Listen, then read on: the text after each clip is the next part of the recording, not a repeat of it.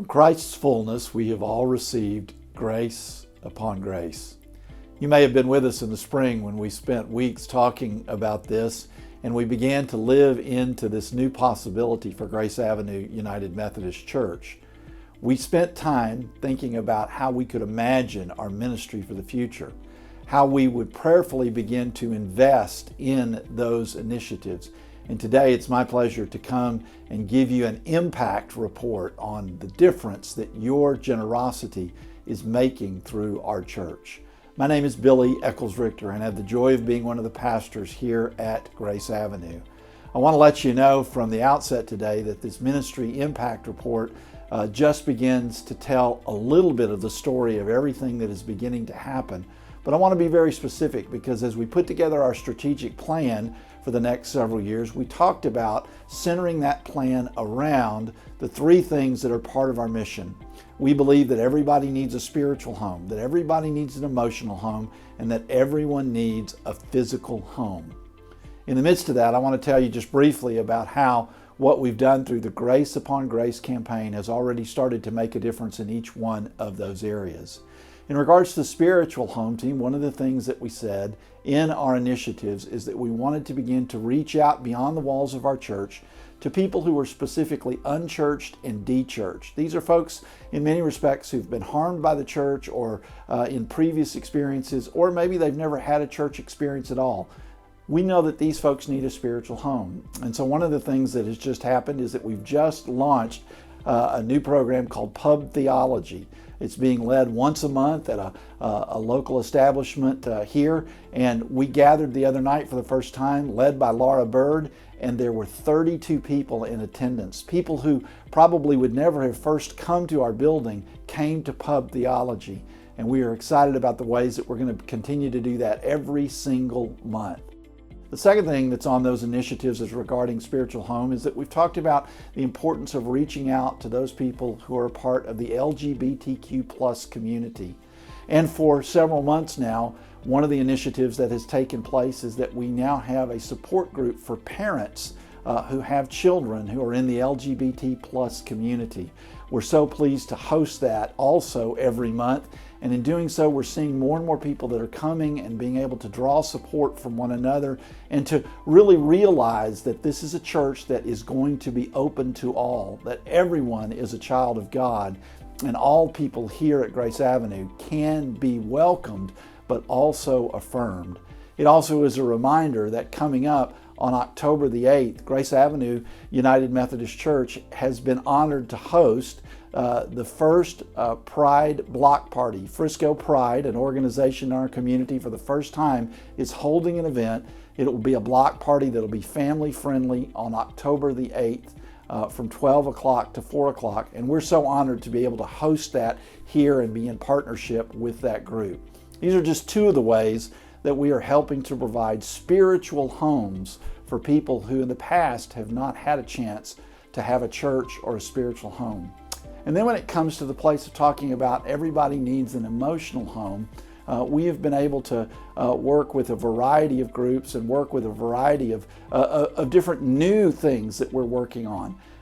There is a program now called the Good Neighbor Experiment, and our spiritual home team as well as our emotional home team is working on this. You've already seen some of that. If you've received a yard sign or you've collected some of our Good Neighbor cards that we've been offering to other people, then you know how important that is. We've had Sunday spotlights every week at 10:30 in which we've invited community speakers and to come in and talk about how we can be good neighbors in our school district and other parts of our geographic locations where we live in our neighborhoods. And all of this is designed for us to just say that we at Grace Avenue want to be good neighbors in this community.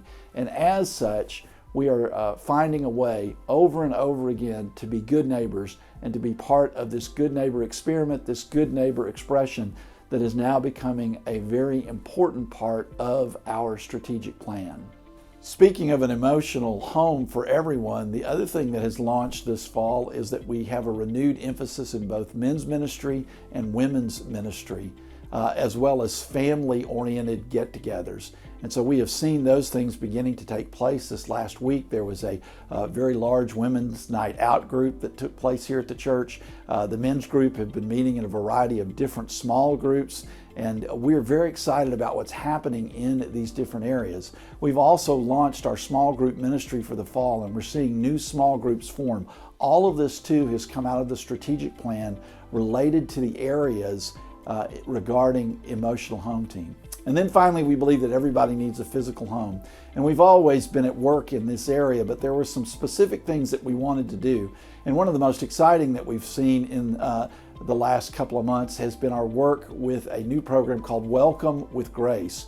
We are partnering with Refugee Services of Texas, and we are providing furnishings for people that are moving in. They are refugees coming from really all over the world. We've already had the opportunity to furnish one apartment. We think we'll have another opportunity coming up in just a few months.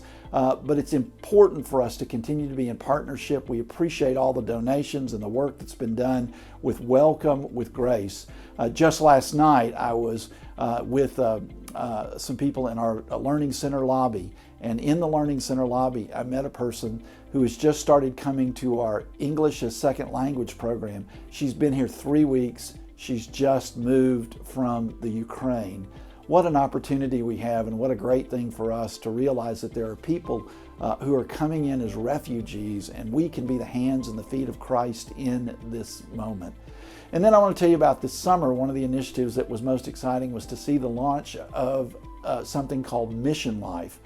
And Mission Life is an opportunity in which we partner with a community. We don't simply go and have a mission trip and then come back and then say, well, where are we going next time? But instead, we've made a 3-year commitment to people in Paris, Texas, and we are going to be there over and over again working with different groups. Already we've had a senior high mission group that's gone for a week, a junior high mission group that's gone for a week, and we anticipate continuing to send groups back throughout the year to continue to develop these relationships so that we don't simply have mission to these folks who have need, but that we can be in ministry with these people, and we can share our gifts and they can share their gifts with us. These are just a few of the things that are happening all across the board, and it's happening because of your generosity. When we finished the campaign back in the spring, we had 215 households that committed more than $2 million. $2,065,000 was committed over a 3-year period. I'm happy to report to you today that already we have received over 20% of that number. We have received $402,000 in the beginning of this campaign. And did you know that there are 15 households that have already completed all 100% of their Grace Upon Grace commitment? This is such a fabulous thing to be able to talk about, to see the momentum that is gathering in our church. But most of all, it's a time to say thank you. Now, in addition to the ministry impacts that I've talked about, we are continuing to do work in this building and maintain what's going on the Frisco campus. That's a very important part of Grace Upon Grace. We're continuing to make plans and get ready to break ground on the new building out at Grace Chapel. We hope that will happen in the next few months. And also, our Social Enterprise Committee is working very hard on several different projects that will actually bring some additional revenue stream into our church. This is all possible because of your prayerful generosity and because the way in which you have embraced this wonderful concept that through Christ we have all received grace upon grace. I hope that if you are new to our church and you weren't around this spring, or if you haven't had an opportunity to make a commitment to Grace Upon Grace, that you'll consider doing that. You can make a one-time gift, or you could join us in the 3-year commitment that we'll be making together over the next couple of years. We are so excited about this, and if you would like to join us in this effort, then we invite you to go to this particular link on our website, and it will take you to the Grace Upon Grace commitment form. Again, to all of you that have leaned in and made Grace Upon Grace possible, thank you. We look forward to giving you more reports in the coming months about all of the exciting things that are happening with our brand new strategic plan and the way in which God is working through us here at Grace Avenue United Methodist Church. God bless you.